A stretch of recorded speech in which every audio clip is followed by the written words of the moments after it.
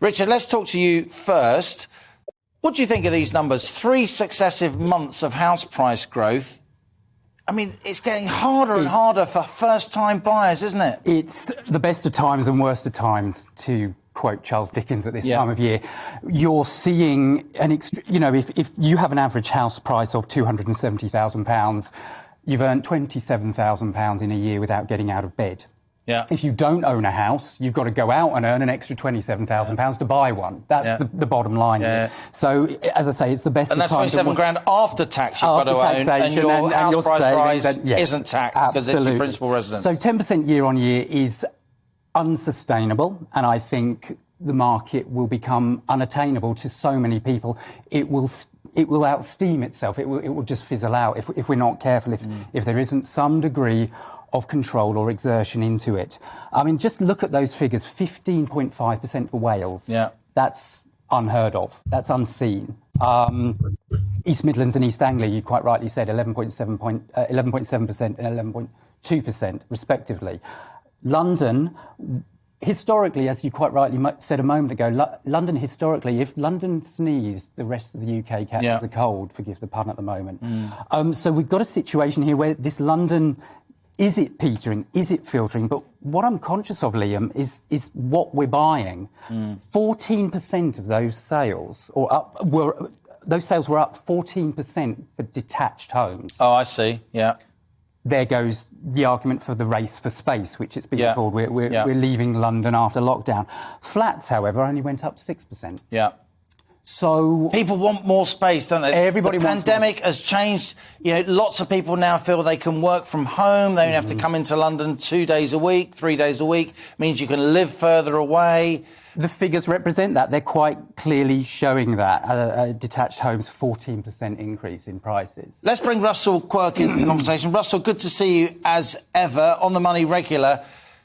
You know what I'm going to say, Russell, because I always say it to you. Here we are, house prices are 270 grand. The average wage is about 30 grand. In other words, you need 9 or 10 times your average income to buy a home. When I bought my first home, the average house price was 3 times the average income. This is unsustainable. In the end, it will not be sustained.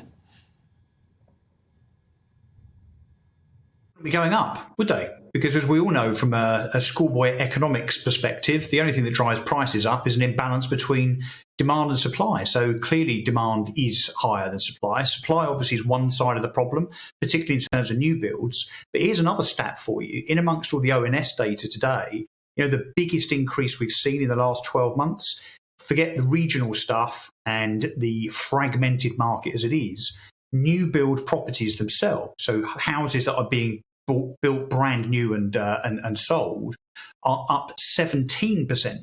So there's this kind of even further kind of far-reaching growth within the property sector, within the housing market, that is even more pronounced than you've just been discussing with Richard, and that's new builds. Now, of course, a lot of that is fueled not just by the stamp duty holiday, not just by low interest rates, but of course, government intervention, government stimulus, things like the Boris mortgage, things like help to buy rather.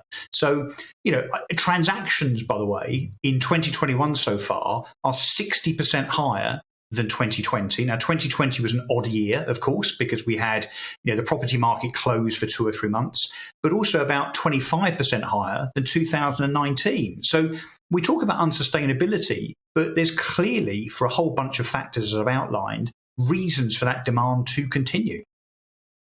What can we do, Richard, here? A lot of people watching this programme, some of them will be homeowners. They're doing very well, thank you. But, of course, when you move, where you move to is going to be more expensive. But for a lot of people, they'll be thinking, how can my kid buy a house? On the Homework podcast, I often speak to estate agents that quite clearly say to me, this is great, wow, you've sold your house for X amount of money, isn't it wonderful? However, the next problem is the chain falls apart, quite simply because there is nothing left to buy for somebody that's rubbing their hands with glee because they've achieved such a wonderful price. But, instructions per estate agent at the moment, you can expect an estate agent to have 37 houses on their books at the moment. Yeah. There is no stock. There is literally no stock. What can we do?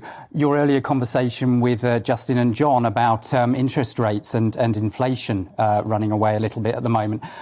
At the moment, we're in the perfect storm or the perfect dream, if you like, in the housing industry. We have cheap money.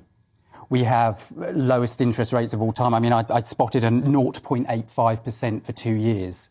I mean, that's ridiculous. Great if you can get the deposit. Absolutely. What about if you can't get the deposit? If you can't, then you need a 30%, trouble. 50% deposit to access that. In my opinion, Liam, there needs to be some sort of incentive to start. The stamp duty holiday was okay. I don't think it was the ideal answer to remedy this In the end, problem. it just boosts the demand side, Absolutely. right? And what we need is more supply. Russell, what we need is more supply. You and I have had this conversation many times.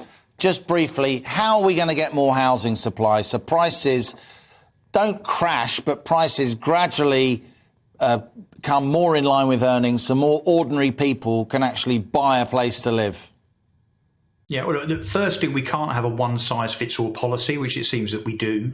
You know, there are different levels of demand in different parts of the country. You know, even London itself has hugely differing demands for types of property, tenures of property, you know, borough to borough. So I think we've got to start thinking more intelligently about where that new build property supply needs to actually be. But the other thing is, you and I have rehearsed before, Liam, is we can't rely on the top 10 house builders in this country who, you know, in fairness to them, obviously are there to satisfy their shareholders and make profit. But those top 10 build between 50 and 60% of the entire output of the UK. So if they decide to pull the drawbridge up and stop building because, let's say, prices soften or prices soften in a particular area, then we're literally at their behest. So what I suggest is the government gets building themselves, not just council houses, but all types of housing. I think they should set up their own building output operation to compete with the developers and therefore build the right properties in the right places at the right time. That's what needs to happen. Well, very interesting. This conversation will continue. Russell Quirk, Richard Black here in the studio. Two people who, when it comes to property, really know their stuff. Thanks for that discussion. To be continued.